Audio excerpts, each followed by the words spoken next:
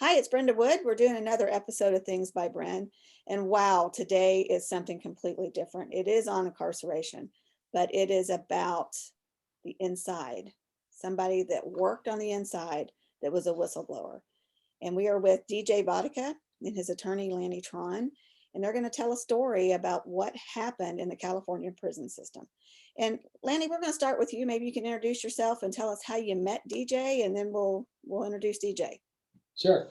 Again, it's Lanny Tron. I have a law firm here in Camarillo, California with my wife. We represent employees in litigation as well as catastrophic personal injuries. A long time ago, probably a decade now, I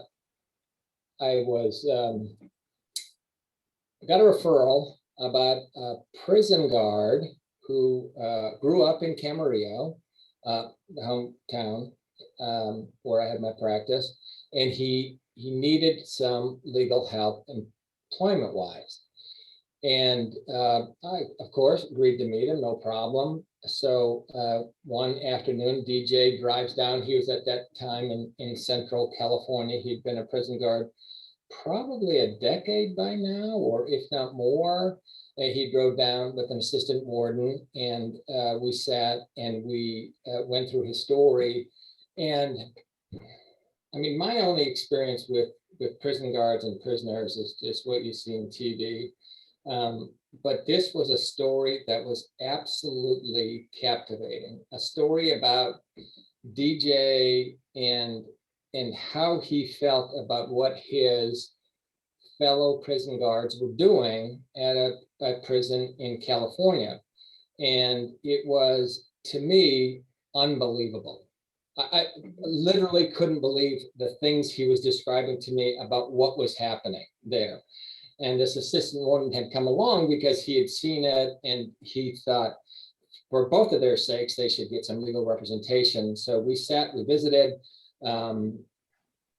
for a long while, and I was so humbled by the experiences that he talked about and the things he did in the prison, not only for his fellow guards, but for the inmates, and what he'd gone through and how difficult his life was, that I had really nothing to say other than, you need representation, I will represent you. I will. This guy was going to be a whistleblower against the atrocities, and I want to say atrocities, that were happening in California prisoners, to California prisoners inside the prison walls. For most of us, you go to a prison and they have the 20-foot walls, you have no idea what's going on. Yeah, you can't see it. You can't see it, you have no idea. You figure, well, these people are no good nicks, they should just be in there, and they should be, they should stay in there. The stories that DJ told me of, and the experience he had, were clearly ones of, just the abuses, and he wanted so badly to correct these abuses. And just to understand, well, fast forward now, 20 years later, DJ is still fighting this fight. He is still fighting. He is still trying to correct these abuses. He has not given up. He is retired. He's moved on. He's continued the fight. I've represented other prison guards who had the same kind of whistleblower situations. Some of them commit suicide. They just can't take the pressure. Not DJ. DJ continually fights this fight. And I just, again, I'm humbled by the dedication he has to this. I mean, Brenda, it would be easy enough for him to say, hey, I've done it, I've written a book, I told you guys, you fix it. And he's not willing to do that. He wants to continue the fight. He wants to continue to see change made so that prisoners are treated as humans, so that they go through the prison system. I mean, they did something wrong, that's fine. He understands incarceration as a penalty that we've decided in our society is something you got to pay. But while you're in there, you're going to be treated as a human. So when you get out, you can return to society and be a human. And that's that's something that he's tried to correct from the inside, and now he's trying to correct from the outside. It's a battle. Yeah, it's a battle, and it's a battle he's just not throwing the towel in on. And I like I said, I'm just humbled by his dedication to this effort. And then last year, we thought things had cooled down, but last year he received a credible death threat about some members of a green wall, which are a group of prison guards that DJ will talk to you about. And so, I thought, okay, well, DJ, you got to stop now. They're still after you. And it's years later. He said, no, I can't. Until it gets fixed, I can't. I promised my father, I promised my mother, I gotta keep this fight going. So I guess, that it's that kind of dedication that that has kept us to be friends. And whenever Right. he needs something, I'm there. Whenever I need something, he's there. So Well, we need more people like DJ. yeah, I know. Because I agree. prisoners are human beings. They Right. have made mistakes, but Right. it doesn't mean that they're all bad people. And Right. we were talking a little bit before we started the show. I am under the opinion that there are some people that never need to come out of prison. They need to stay there. They need to die there. There are also some people that don't necessarily need to be in the prison system that could have been rehabilitated without going to prison. And our system is messed up. It's messed up. It's messed up from the charges, from the indictment process, to the prosecutors, to the judges, to the attorneys that help the inmates, right down on through the prison system itself, with the Department of Corrections in any state, the federal system, the state systems, the correctional officers, the medical, the wardens. Anything touching prison is not just right now, and it needs to change. It absolutely needs to change. So with that, I'm going to introduce DJ. DJ, tell us a little bit about your background prior to becoming a prison guard, and then talk to us about what led you into becoming a correctional officer. Well, like Lanny said, I grew up in Camarillo, California. My dad was in the United States Air Force, and I grew up in Camarillo. I attended elementary school there, junior high school there, high school there. I played high school basketball there. I was one of the standouts in the county. I played, that's all I played is basketball. Then from there, I went to a junior college at Moore Park College, and right down the road, and continued my education there, and got a degree in associated science degree in criminal justice, and played college basketball. After that, I had a few scholarships. I had a couple scholarships, Texas, Nebraska, Montana. So I chose a small school in Texas. I went there to try to continue my education and also play basketball. And I sort of got burned out around the mid 1983s, and I came home, and when I came home, I was sort of burned out and playing basketball in college and all that. And my father said, "Hey, why don't you join the military? Why don't you go in the military?" I liked it, so I was in. I'm retired Air Force, and I said, "Sounds like a good idea, Dad." So I joined the United States Army in 1983, and I went to basic training at Fort Dix, New Jersey. After that, I got assigned to Fort Bragg, North Carolina, home of the Green Berets, which I was attached. Family in that area, so I'm very familiar. I was attached to a special forces unit at Fort Bragg. I was in charge of the headquarters in SOCOM. And I ended up spending about 4 years there. And shortly after about 1987, my father asked me if you still were interested in law enforcement. I said, "Yeah, Dad, I want to get law enforcement somehow." And at the time, LAPD and LA County Sheriff, they weren't hiring at the time. There's a hiring freeze, but the California Department of Corrections was up and coming, and a lot of the jails in California were overcrowded. They started building all these prisons, and I came home, I tested, and I ended up going to the Department of Corrections in March of 1988. And my first duty assignment was Corcoran State Prison. This is a security housing unit, and it was a SHU, and mostly the inmates are indeterminate gang members, and the heavy guys that were in for life are doing SHU terms, and level 4 mostly were level 4 inmates were lifers. And I ended up staying there for about 4 years, and then I transferred to another prison in 1992, Calipatria State Prison, which is located down by Palm Springs. I opened up that unit. I was part of their elite unit called the Investigative Services Unit, which is otherwise known the Goon Squad, where they like the internal affairs unit for the prison system. I stayed there for about 2 years, ended up meeting a lady there, and a local lady that lived there all her life. And I had transferred to Pelican Bay State Prison, which is in Northern California, the most highest secured prison probably in the United States then, and is probably now.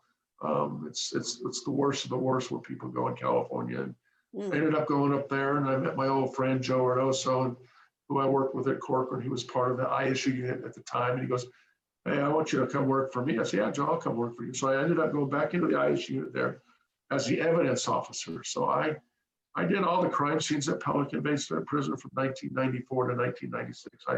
I had to do all the horrific crime scenes, the homicides, you name it. I was the one that got called in. I bet you saw some I saw a lot, things.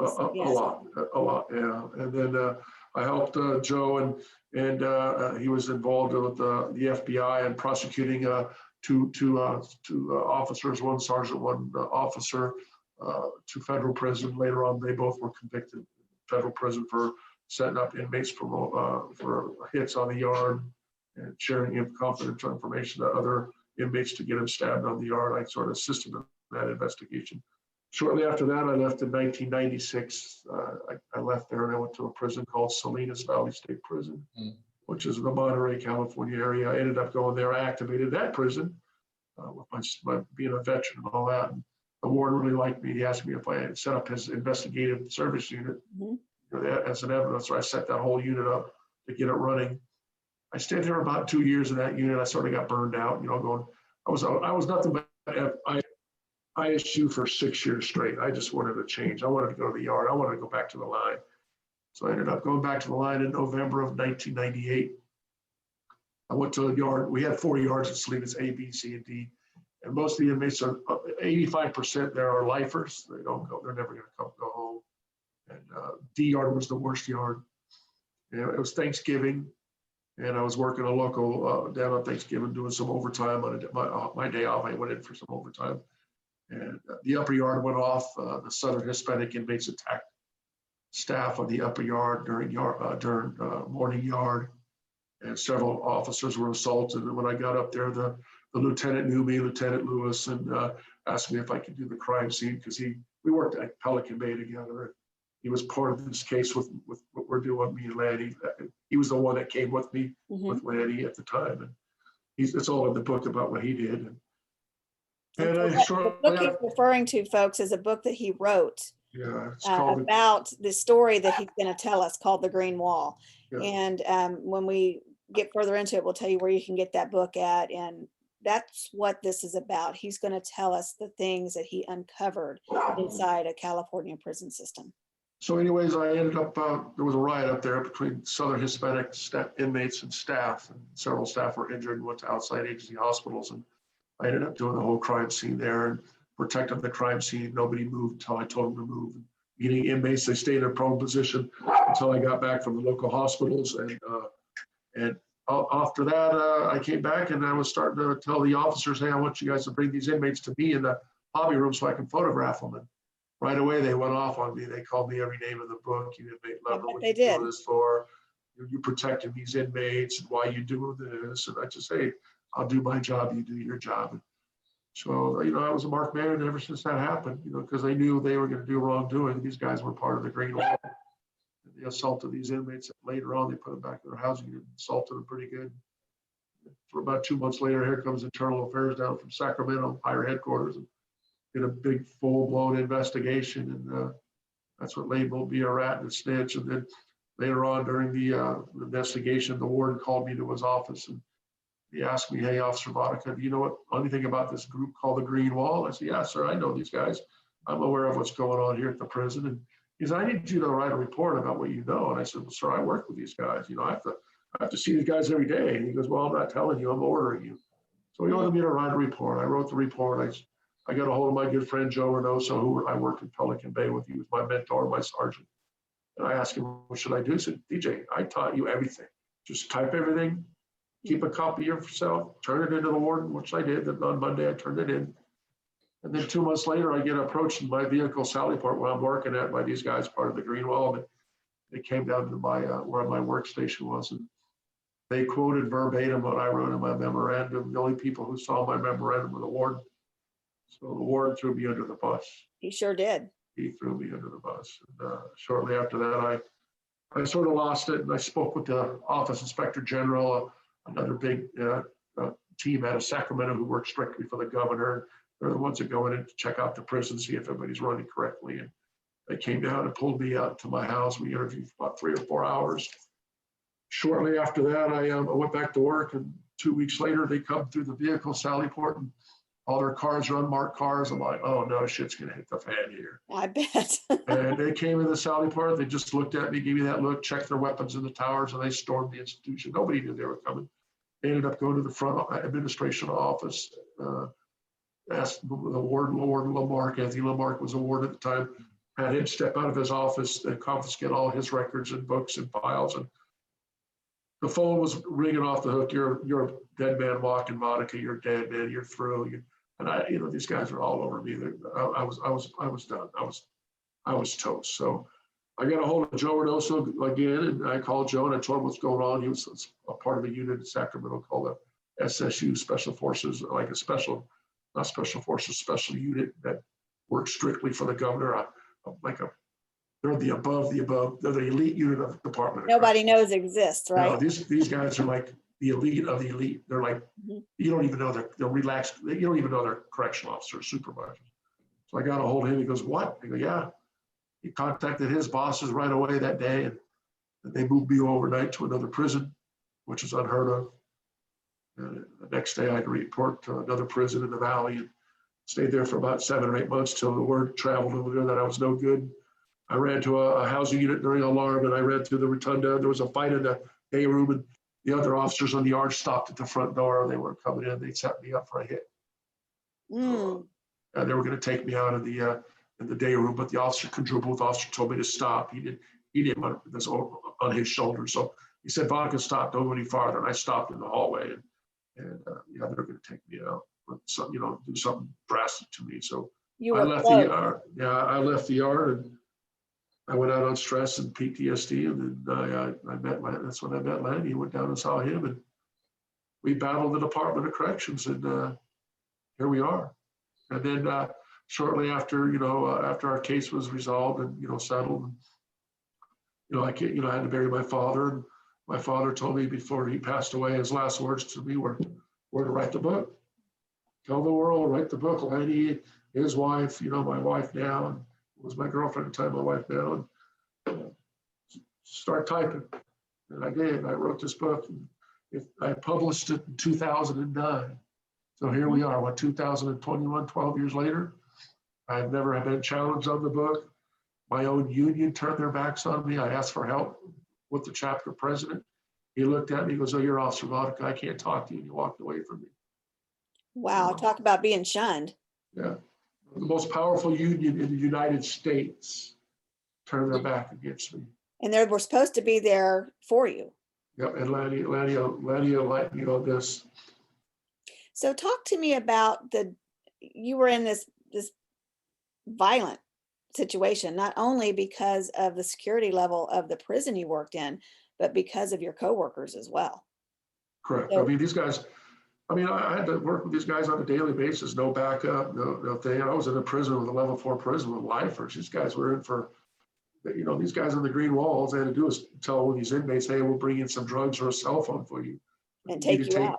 Take me out. I mean, he's no good. He's going to sink the ship, and I didn't want that. I didn't want his knife in my back or my throat cut. I didn't want it out.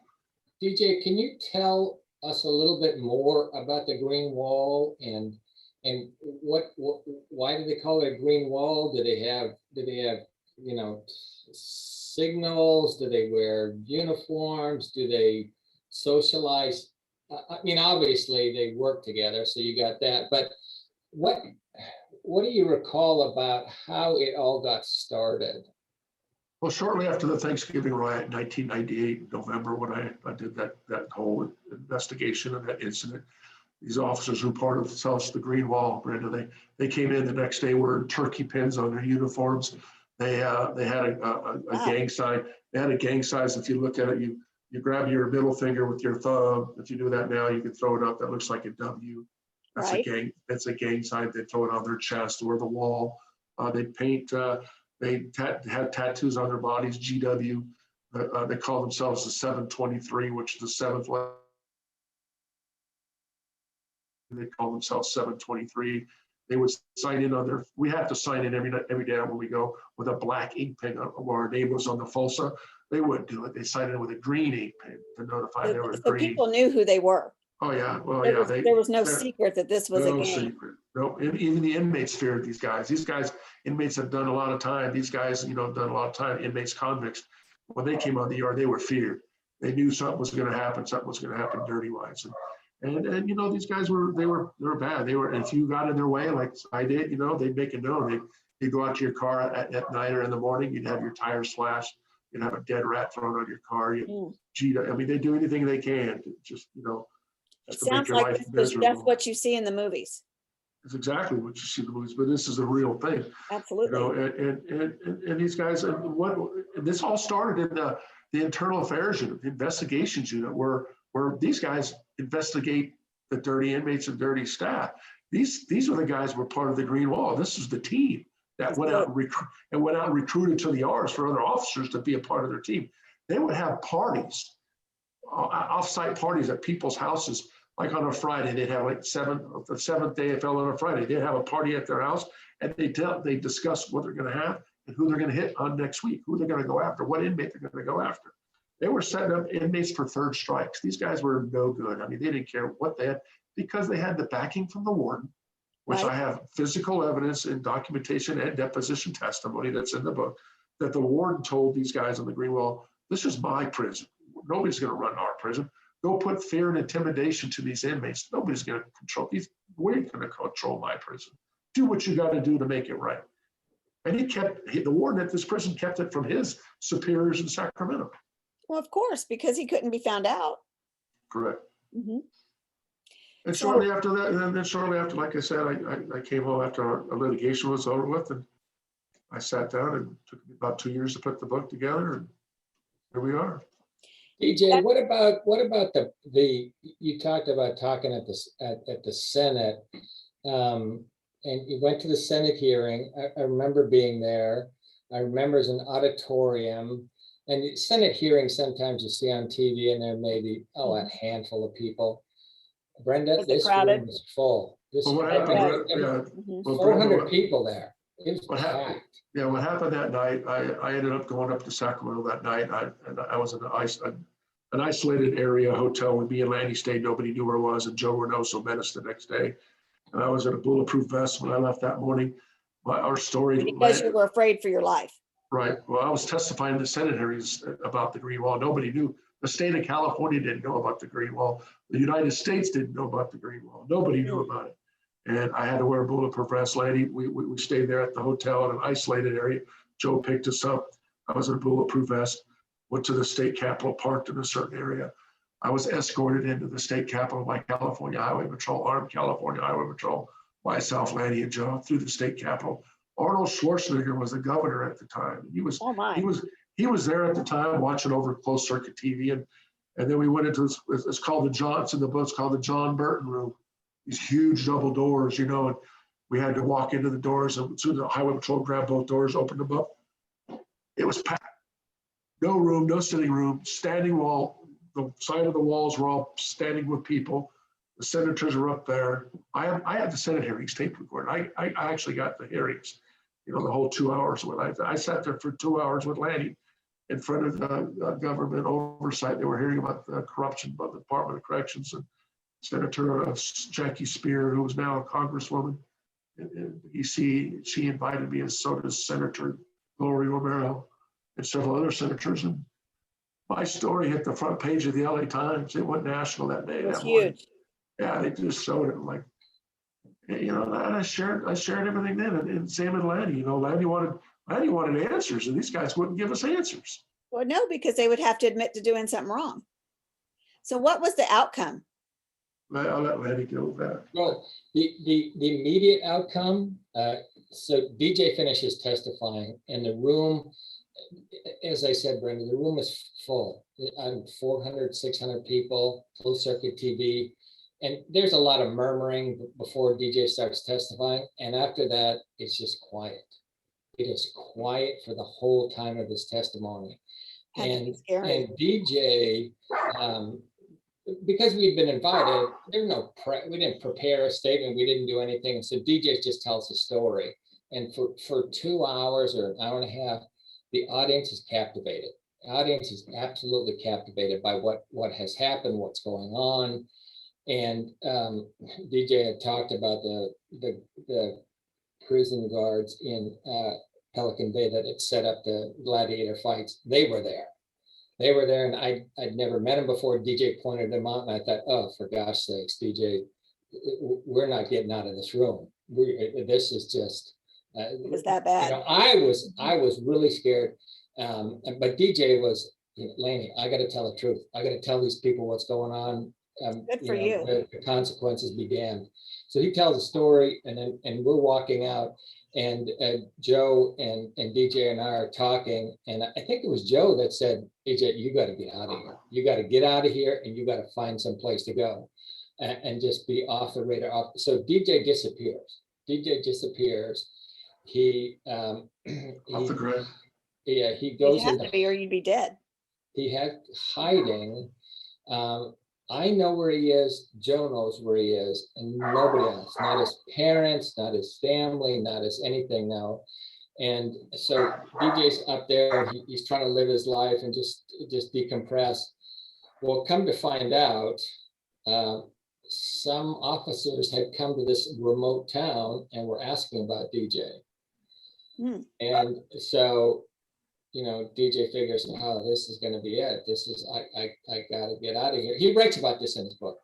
I got to get out of here. And I guess it was either early in the morning or late at night. He disappears from this place and he goes really off the grid. And he tells Joe and I where he is and where he's going. But now he's in. This is mortal fear. This is. I can't even go into hiding without these guys finding me. So he. And you don't know who to trust. Well, he knows there's two people he can trust. There's right, absolutely. But if he slips up anywhere, right, he's in trouble. So DJ kind of disappears for a while. Like you said, he started working on his book and trying to, unfortunately his parents aren't doing too well, and his dad passes away and his mom not long thereafter. But so he finishes this, and then we finished we finished the case after that, right? We go to trial, or we go to some. Yeah, we had to, after the attorney general who represented the Department of Corrections. She was a little evil lady. Anyway, she had accused me of going back down to Arizona to be with my father, and that I was going on vacation. Not trying to miss trials in courts. And Lanny goes, no, that's not how it is. And Lanny called the judge and told the judge, hey, this is for real, I guess. And then after my father passed, then a couple weeks later, I went back up to a court hearing with Lanny, and I remember the judge reaming the attorney general's butt for, how dare you do this to what he did. He had to go down and bury his father. That's but good. The attorney general, the attorney general representing the department thought I was on a vacation, and the judge didn't like that. So. That's impressive, because usually a judge may or may not get involved. No, this one did. This one was very concerned about any hearings that we had in his courtroom. He made sure his courtroom deputy was aware that DJ would be coming in. It became very aware, that to the extent, there was something on calendar for us, it would be first, so we'd get in and out. So you had to wait for everything else to go ahead. Right, and then he assigned us a retired judge as a mediator who eventually resolved it. But I think that the toughest part about a lot of this is that, here was, like DJ said, he was in the Army, and then he became part of the Department of Corrections, and the prison guard who, this wasn't a guy who just moved from prison to prison. When they opened a new prison, they sent DJ. DJ, go Because he set up was the system, experienced. go set up the prison. They're gonna be level 4 lifers, get it ready so that, the people that come after you will have a smooth transition. So that's who DJ is. He's one of the best. And then this happens where he blows the whistle on the green wall. He sues the department. The career is gone. His career is gone. He was ready to make this career, and he enjoyed the work. DJ, you got to tell us some stories about the people you met and That's how what you I was going dealt. to ask you, is what was your life like as a guard? Not with the green wall, not with the Right. people who you were going up against, but your day-to-day life with inmates. What was that like? What's your opinion on that? Well, when I worked at Corcoran State Prison, I was assigned to, the kitchen sergeant, Charlie Martinez, he oversaw all the feeding in the whole Corcoran and Corcoran shoe. He goes, "Hey, I need a good officer. I want you to open my shoe kitchen for me. You're going to self-feed all my inmates over in the level 4. You're going to have to help me sell 2,500 inmates, get that breakfast out on time so they can get their program, don't get the food out on time, make sure it's hot, make sure it's packed, you name it." Well, I had an inmate crew. Huh? Can you tell Brenda about Shoe? Because I don't think. Yeah, Shoe is a security housing unit. It's 7. They get self-fed. They don't come out to the chow hall. They don't get to eat with other inmates. They're in isolation, aren't they? Yeah, they're the worst of the worst. They're like one step below death row. These guys are all indeterminate gang members, all staff assault. These guys can't program on the main line. So we have to self-feed them and every day, 24/7. And they go out to the yards, they get escorted out to a yard and then released with their own race. But I had to get these guys fed. I had a crew of about 25 inmates from the level 3 yard that came and worked with me and my other partner, Officer Gonzalez. And we had this crew. We had this down set for 3 years. And we had a great crew, great inmates that respected us. All of them wanted to work for us. We had guys every time we walk on the yard, "Vodicka, you got a job? I want a job. I want to come work for you." Because these inmates that worked for us, they took care of us. We took care of them. We showed them respect. They gave us respect. They enjoyed work for me and Officer Gonzalez and our kitchen sergeant at the time. So we had a good tight crew, and I wanted out. But the custody captain said, "The only way you're going to get out, Officer Vodicka, is you're going to either promote or transfer." And I said, "Okay, I'll transfer." And that's when I went to Calipatria State Prison. I see. But when I was at Corcoran, I did meet Charles Manson. I got to see Charles Manson for What the was he first like? time. He's scary, little, about a 5'3" little man, beady black eyes, little swatch. He tries to intimidate you, but he was different, short.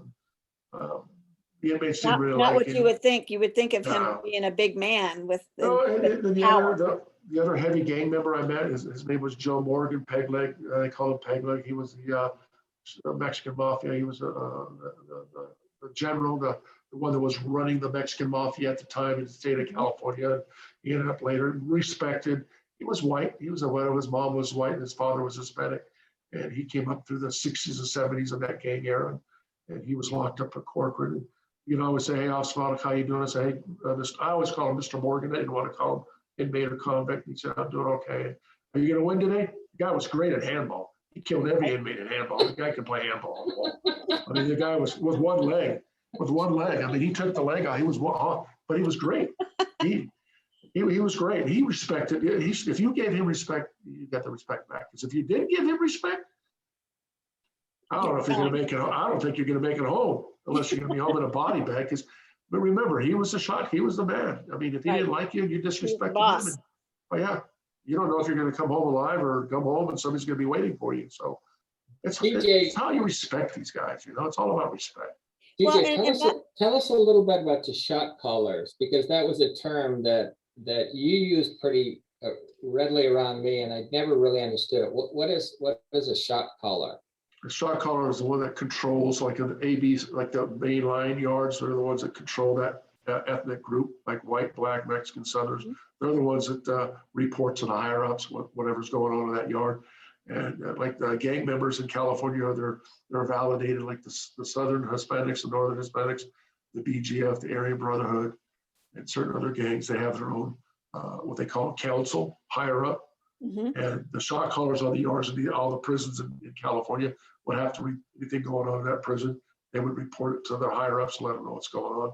And then the higher ups would say, and the higher ups would give them the green light to take out either an inmate or a staff member. If somebody was disrespected, they would give the green light. So it's its own little city inside these walls, Correct. and crime is still going on. Yeah, well, you know what? When I started, Brenda, I opened up the 16th prison, Corcoran State Prison, and when I got out, the 36th prison. And when I got out, there was 180,000 inmates confined in California. 180,000. That's including women and men. That's not including the youth authority. That's Wow. 18 and over. And it costs about $85,000 a year to house an inmate in California. Yes, it's very expensive, very expensive. And so what was it like being on the yard? I was talking to Lanny prior to, and he said that there would be 4 guards to 4,000 men, Well, approximately, something like that. There'd be like on the weekend when there's no school or education, or they'd have like 3 officers on the yard, 1 guy in the control booth, 5 housing units, 1 guard at each window. There's 1,000 inmates on the yard, so they all came out usually on the weekend, nice week, there'd be 900 to 1,000 inmates. Mm. And we were, the only thing we had on was our batons and gas masks. We didn't have a weapon. We relied on our gunners up top to watch on that. Right. Well, if you had a weapon, it could be taken from you. Correct. Well, we had our batons and pepper spray and gas masks, but I saw There's fights. still a lot of every day. men coming at you. I don't care what kind of stuff you have on you. You know, and I was the evidence officer. I did a lot of homicides, a lot of crime scenes, and I saw a lot of horrific crimes. And I walked down a lot of officers, dirty officers that were bringing in contraband for inmates. And these guys on the green wall, they were no good. I mean, these guys were. I mean, if they didn't like you, you're a marked person. They don't care. It was a business for them, wasn't it? No, not really a business. No? They just wanted to control the prison. They didn't want the prison to be overtaken by inmates, inmates telling them what they're going to do. No, it's not that. The warden told them, you go down and do what you got to do. You have my backing. So it's completely different than in a lot of other prisons. It was power. Mhm. Who had the most power? I mean, some of these guys were probably dirty, but when I was in these guys in the green wall, it's all about power. You're going to do it my way. You're not going to go home. We had guys that were ready to go home on parole that had been down for 20 years. A week before their parole, and now these guys were setting them up, planting weapons in their cells and giving them the third strike and giving them life. Yeah, if you had a son in the prison, I'll just give you a scenario. You haven't seen him in 20 years, and he's coming home this Sunday. These guys, part of the green wall, knew him, and he was a problem to a lot of the guards. Let's go set up inmate Wood. Let's go plant a weapon in his cell. So who are the court's going to believe? They're going to believe the guard, or they're going to believe the guard? inmate? Absolutely. Exactly. Yeah, the inmate doesn't have a chance. And that's what these guys were doing. So you have a different outlook on inmates. You want to see success if they are to be sent back out to the community. You believe that they have the ability to be good citizens, to be good contributors to the community, if they have truly been rehabilitated. Do you believe in second chance? Absolutely. Second chance, absolutely. And I mean, I believe that they should, come out and at least adapt to the society. But again, if they come out and they do good and they're doing real well, absolutely. But if they're coming out in the society and just, say, yeah, I'm going to do good, I'm going to come out and then commit crime, I'm against that. I mean, if they have their mindset, Mm-hmm. It is a mindset. and support their families and support them and make a better life for themselves. Oh, absolutely. I'm all for that. But if they're coming out just to say, before they come out, they're saying, yeah, I'm gonna come out, I'm gonna do good, but deep down inside, They know they're not. They're gonna go back to their old ways, then I'm against that. Well, I am too, 100%. And the other thing is this prison system that you were in, it doesn't sound like that it was even going to make them come back out to be good citizens, because they're forced into situations that they may or may not really want to be in. So they're not really living a changed life. These guys, sorry, if you hear their dogs, but these guys, they were no good. And Lanny trying to stop them. I'm trying to do that now. I want to advocate to prison reform and correctional officer reform, because we got to get rid of these bad apples. We got to get rid of these guys that are bad. It doesn't start with just officers. Elected hires courts know what's going on in prisons. They have to. They're turning a blind eye to all this. They're like, I don't know what's going on. They know what's going on in prison. They do. Right. They have to. If they don't know what's going on in prison, they don't need to work there. It starts from the top. It does. It starts from the top. It does. And Well, Lanny can talk. Lanny's an expert when it comes to that. Like I said, represented that case 7, 8 years ago, and that widow at High Desert State Prison. You know, I mean, I felt sorry for that officer going out to the woods and blowing his head off and leaving suicide notes. You know that, and leaving a little boy. You know, I mean, I have a little boy. I don't want to tell you where he's at, but when all this was happening, Brenda, my son was 5 years old. 5 years old. I took him to a mid-state fair with me. He'd never been to a fair. I walked in there and I came out and I was approached by a couple sergeant who was part of the Green Wall, ran up on me in front of my son. Drop the case, Vodicka. You let him go. My little boy, 5 years old, saw it. yeah, 5 years you had to old. be terrified. And Lanny was so upset. I told him right away. He got a hold of who he had to get a hold of. And These guards were just as bad as the inmates that they were supposed to be protecting. Yeah, because it's in my experience, a correctional officer is supposed to be there for the safety of inmates, the safety of other correctional officers, and to make sure that the daily operations are carried out according to what the guidelines of the correctional facility is supposed to be. But that's not always the case, is it? No. No, these guys, I mean, they adhere to the code of silence. The code of silence is very powerful in all law enforcement in the prison system. These guys are, you know, if you don't go along with them, you know, they're going to make it evil and bad on you, you know. And I didn't have that, you know. I took an oath, you know, when I graduated the academy. I took an oath to protect and serve, and not to be a part of the code of silence. And Right.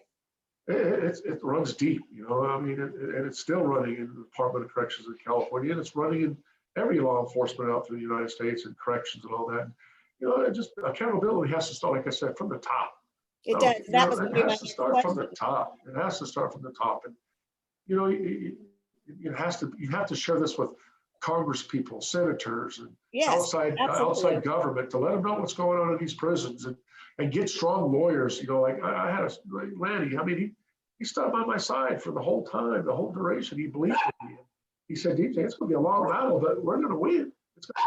It was a 5-year ordeal. It's hard not to win when it's the truth. Right.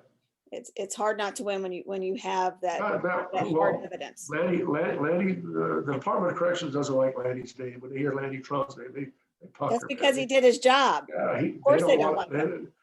they hear his name, they know he's evil. Well, I'm glad that you found the right attorney for this. So you have written a book. All of this is in there. Tell us where to get this book. Well, I wrote the book. You can get it on Amazon.com. That's where everybody buys it, on Amazon.com, or BarnesandNoble.com, or iUniverse. I self-published it. I control the rights, and it's called The Green Wall. You know, and you know, like I said, I wrote this on behalf of my father, and then my wife. You know, my wife now, and she said years ago when I wrote this, is, you know, you got all the evidence. Go start typing. You got all the evidence, all the documentation. Just go in there, start typing, and that's what I did, you know. And then after I'm all done, I sent it to Lanny, and then his wife looked through the whole thing, and fine tooth and comb, and here it is, you know. What I think you have to take from meeting someone like DJ and learning about his experience is that you're never too small to make a difference. And as true. much as, you know, as DJ was one of 30,000, one man against the Green Wall, he persisted in spite of, you know, some really astronomical odds at some point, and these death threats, etc. But you just, when you see something wrong, you got to say something, and it's what we, DJ and I, really preach, is that you see something wrong, you got to say something. You got to say it to someone. And I think the environment is now just right for this. When you see something wrong, you see law enforcement doing something wrong, say something. Don't hide. Don't be part of the code of silence. DJ got the Department of Corrections to institute new training on this code of silence. That's what I was DJ gonna ask got, you, is what was the outcome? Mhm. yeah, California legislature to add more whistleblower protection because of DJ. You get lawyers now recognizing when they, it's a good idea to represent inmates because there are these atrocities, and it's a benefit to society. If we can change the way the prison system works, you have a better chance of rehabilitating, almost resurrecting some of these people, because they're not. That's a And good way to Brenda, put it. as you said in the very beginning, some of them should stay there forever. I get it. Some they're just too far gone. But a lot of them just need to be treated with respect, and just do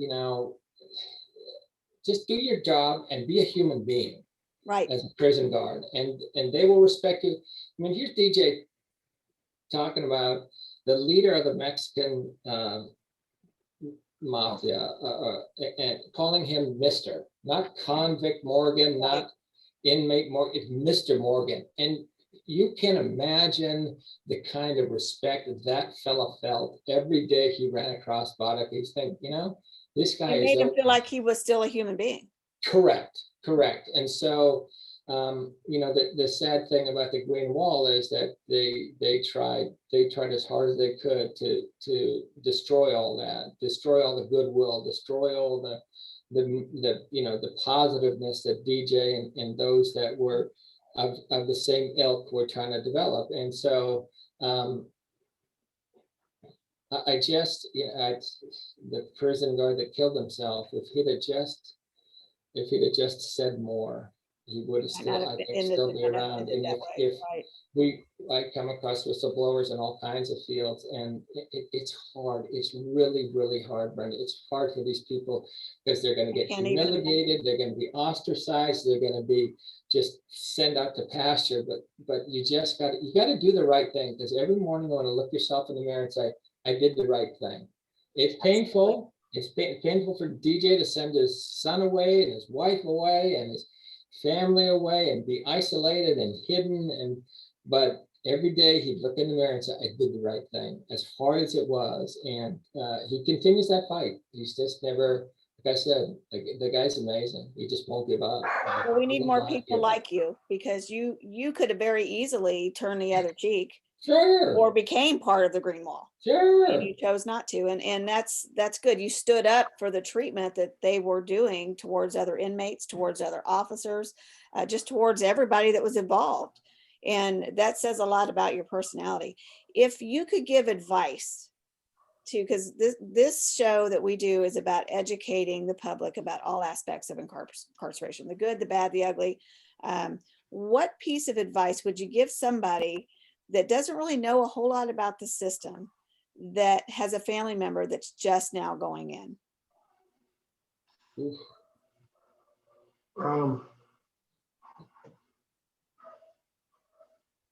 Just be careful. The prisons are they're a pecking order. I mean, prison's no joke.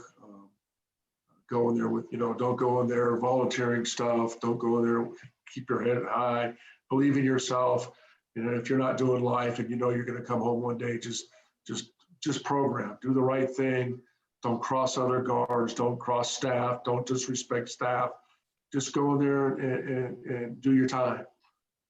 The other thing I want to say is, Brenda, is when it comes to officers now, and I'm talking to the wardens and superintendents who run the prisons in the United States and California and Kansas, all this.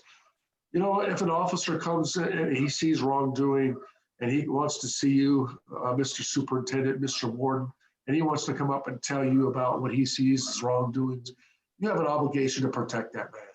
You have an obligation to see through and do a proper investigation and not to retaliate against that officer for coming forward and telling you what's going on at your prison. Otherwise, you know what? You're going to have another thing going on, like the Green Wall. Within a build. Yeah, it's going to happen. So trust your officers. They're your first line eyes of your staff on the line. They see wrongdoing. They have no one to turn to, and they report what they see as wrongdoing to you or to your supervisors. Act upon it right away before it gets out of hand. That's great. He's given advice now to both an inmate and to a correctional officer as to maybe how they should handle themselves in a situation. Again, he has written a book about it. If you want to know all the facts, if you want to dig deep, go get the book on Amazon. Hold that book up again, The Green Wall by DJ Vodicka. He's not going to tell you any more information as far as where he is or take on calls or be out there for the public to ask him questions. So everything is in the book. So if you want to know what prison is truly like, if you are not in the system, if you don't have a family member that's in the system, if you've never worked in the system, get this book. It will shed some light on what the reality is behind the wall, not just for the inmate, but for the guard. And then what the inmate goes through as well. It's life-changing. It is a life-changing experience, and that can be life-changing for the good, or it could be for the worse. And it's all the mindset of the person that's in there. And that's both for the inmate and for the correctional officer. Like he said, there's correctional officers that have taken their own lives because of things that have happened that they could not handle, as well as inmates have done. And the family members that they're incarcerated, that go into prison and stuff like that, be behind your loved ones and be there for them, and visit them as often as you can, because that's what the inmates look for. They look forward to that. They look for that visit every weekend, and that's a big break for them. So if you get a chance, just stay with them and be their support. Regardless of what they've done, they're still your son or daughter. They're still your niece or nephew, your brother or sister, your mom or dad, your uncle, your aunt. They're still people that you once cared about. So there's no reason why you should stop caring about them just because they went to prison. No, and Brenda, like Lanny will give you what his law office is all about. He's a good reference to contact if anybody in your area that needs good legal advice about. Oh, I definitely will agree with that. I will put in the captions. This is going to be on YouTube and LinkedIn, Facebook, and any of the other places that we post it. But we will also use it to educate members of society and members of any type of bill making, law making, Senate, wherever we can send this to get the word out that things need to change. It needs to Brenda, change. just real quick too. I mean, I've been in a lot of podcasts, a lot of interviews, and everybody says there's no book out there in the United States even compared to what I did. I believe that. There's none. I've been on podcasts in the UK, the Philippines, Australia, several international countries in the last 6 months. And I just want to share my story and let everybody know, it's the truth. The book's not fiction. It's the truth. It is the truth. And you sharing those stories put your life in danger. It put your family in danger. It changed your whole way of life. And people need to understand that. When you see this book, put yourself. I also, my wife just said something. I also, I have no gag order. I speak the way I want to speak. They tried to do a gag order, but Lanny says, you ain't going to do that. Right. If you want a gag order, we'll go to trial. Well, let's go to trial. And they tried to put a gag order. I mean, Lanny said, he's going to write a book. He told those guys he's going to write a book. And I'm glad you did. Well, and they tried to ban my book from going to the Department of Corrections. They don't want my book in the prison system. Well, of course not. There's a lot of books that get banned and they don't even have near the content that you have in it. So is it banned? Can it get into prisons? Well, it's not on the ban list in the Department of Corrections, but they won't allow it to come in. I mean, there's a ban list at the California Department of Corrections. I look at it and it's not on there, but for some reason, they're not allowed to come in. Okay. Well, you can kind of see why. I get it, because you're telling stories about the inner workings of a prison system that an inmate could take advantage of, possibly. That's the way they're looking at it. I'm not saying that they will, but that's what management's looking at, I'm sure. And I'm sure they have all read it. I'm sure they have. I'm sure they have. Absolutely. Well, don't. He'd be the one to get the call. Yes, he will. Don't hang up, because I've got something to share with you after I stop the recording. But would any of you like to say anything else to the public before we end the interview? I'm done. I think DJ's the story has been captured both in this interview and in his book. I want to thank Brenda for inviting us. It was no problem. very kind of her to let us share with her listeners the stories that we've lived through, and our opportunity to share them with someone so that hopefully we can change their lives in some way, some good way, knowing that, you know, you get into a sticky spot and you want to blow the whistle, you know, there is someone, give me a call. I'll try to help you out. We do this all the time. And that, again, you know, never, if you see something, say something. Just if you see something, say something. It will make a difference. As much Not as you saying don't. something can make it worse. Correct, Mhm. correct, correct. Absolutely. Well, So thank you again, guys. thank you. I Thank you, appreciate it. Brenda. Thank you, Oh, no Brenda. problem at all. It's been my pleasure, and good luck with everything you've got going on, and stay safe. I know people probably tell you this, but in this situation, I really think you need to stay safe. Thank you, So, thank you.